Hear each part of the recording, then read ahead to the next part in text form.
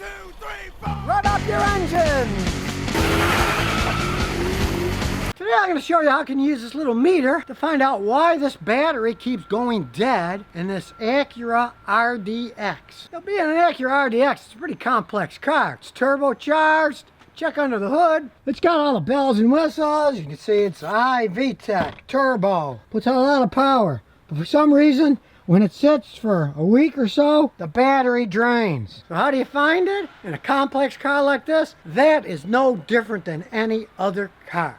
The first thing you check, the battery parasitic drain, because it drains while it sits and nobody uses it. If it sits for a week, it won't start. It has to be jump started. So let's see what's really happening. We just get our little gauge here and we put it on low amp, and this is on AC now. So we push the button to select DC because it's a DC car. And since this car has a lot of electronics, what we do is we make sure there's no lights on. This doesn't have a light under here, so we don't have to worry about that. Let it sit. Turn it off. Let it sit for a couple of hours because there's a whole bunch of computer modules and we want them all to go to sleep. Because if you just drive it in, turn the car off and start checking for drain, these computers will often show a reasonable amount of drain. So we let it sit for a couple of hours. Make sure nothing's turned on, then we check it. The check itself is simple. We got it zeroed here. You want to zero it, then we just clamp it right over the negative line.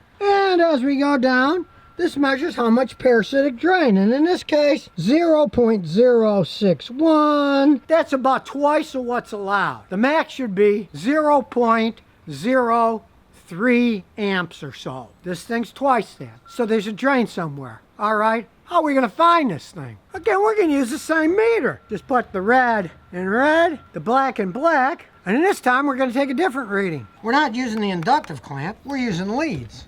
And what we're going to set it on is voltage, DC voltage. It says AC here, so this is a dual unit, so we're going to select DC.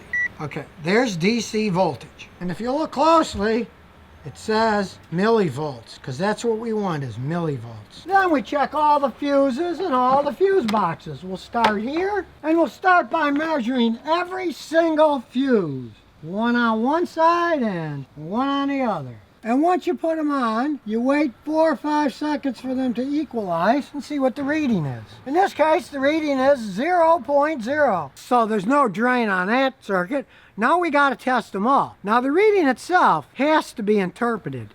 It's not straightforward. You need a chart. It's as close as your phone. Just go to Power Probe Charts for fuse drain. There it is. You'll get all the charts. It's absolutely free. Now, being a mechanic, I've already downloaded these charts. They're on my phone as favorite pictures, so I can look it up. And here's how it works. It's all color-coded and written down. In this case, it was a yellow 20-amp fuse. If it would have been as little as 0.1 millivolts, that would have meant that there was a 31 milliamp draw. Now, although this may be sort of rocket science for the guy that made the chart's free for anyone, so you just look up the chart. You see it's a mini fuse, you go to the mini fuse chart, and you see what the reading on this is, and you can see what the actual draw is. If, let's say, you had a 0.1 millivolt reading, that would mean that you had a draw of 31 milliamps. Now we've seen that this thing is like 60 milliamp draw. That would have been half of that draw. So we'll just keep checking. Hope we can find something that shows a draw. And here we go. When we check this 10 amp fuse here, 1.8 millivolts. 1.8. Now here it says it's a backup light fuse. When I removed that fuse, the drain was gone. It says backup. Well, they're not talking about the backup lights here. Here's what it is. And I quote, that backup fuse powers, and I'm not making this up, it powers the DLC plug for your scan tool, the MICU, the audio HVAC display unit, the gauge control module, the hands-free link control for the navigation. Last but not least, the rear controller and screen. So if you wanted to pay a guy like me $100 an hour to go through the entire car, you would have to check every one of those stupid things. From my experience, it's often something in the factory radio, but you'd have to test every single one of those things. Unplug them all one at a time till you saw that the drain went away. But in this case, what am I gonna do? I'm gonna remove the stupid fuse. You get needle nose pliers, out it comes. Put the fuse cover back on, close the hood, drive it around for a few days, see if it stops draining. If it does, we'll see what doesn't work, see what the customer wants to do. He might just say, oh heck, I don't use that crap anyway, just leave the fuse out. Well, the vehicle's running perfectly fine, but I noticed the radio and the heads-up display is not working. So, odds are the heads-up display navigation system is what's draining the battery.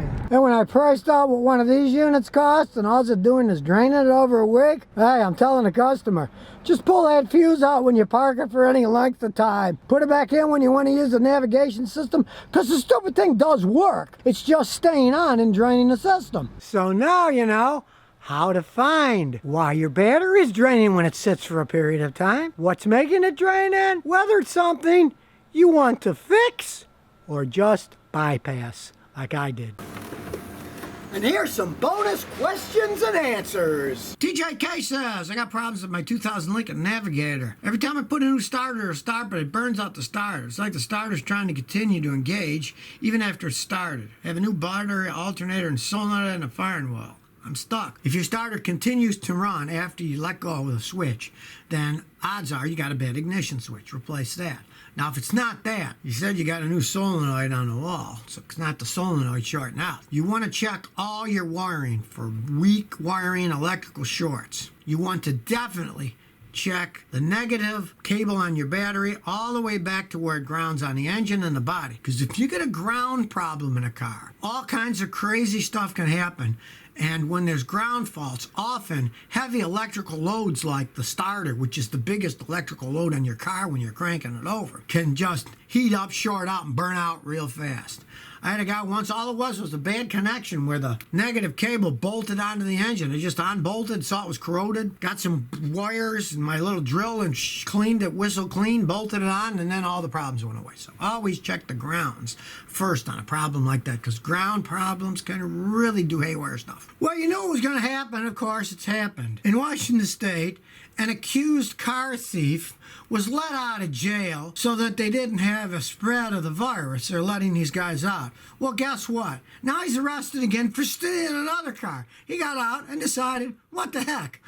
I'll steal another car. And not only was he caught a week later, but then they released him again. Let's see if he gets caught a third time. You know, people are going to be taking advantage of this. There's no ifs, ands, or buts about that. I mean, you can't start changing the rules of society. Something like this is happening. I mean, if people are criminals, they're going to continue being criminals. If you keep letting them out, they're going to continually to do it. Maybe they should have a certain area where they have 6 feet spacing for these non-violent people or whatever, but certainly don't let them out in the public. The prosecutor of this Kitsap County in Washington said, and I quote, he was one of those people we thought was a good candidate for release. So they released him. A week later, he got caught stealing another car. And then all they did was book him and then released him the second time. You think people would learn, but I guess some people don't learn anything. Maybe if they were directly responsible for the people they let go and then they'd be responsible for the acts they committed, they'd be a little more conservative about who they're going to let out of jail when they keep catching them doing things. And to top it all off, the guy Jones,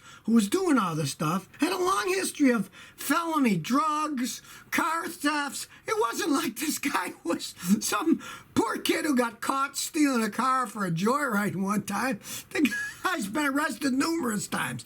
They need to do a little more research on this stuff and just have this carte blanche. Of course, people are going to fall through the cracks now for sure because they're in a rush to just empty things out. And it's going to be a big mistake if they don't go a little bit further, analyze what's happening. To me, it's kind of ironic that it was outside of Seattle because they have all those problems in Seattle with the homeless that they felt sorry for them. So now they don't arrest them if they go in a store and steal something or do drugs. They don't even give them a ticket. They just let them go. And now they got all these homeless people all over the place because they all hear, hey, go to Seattle. You can do whatever you want there. They leave you alone. They'll let you rob, steal, whatever. We don't want our whole society to end up the mess that Seattle's in. I watched the whole documentary on Netflix, and it was quite interesting to watch. But we don't want all these people freely roaming around, stealing and making messes. Really, come on, people. Let's get back to middle-class America here.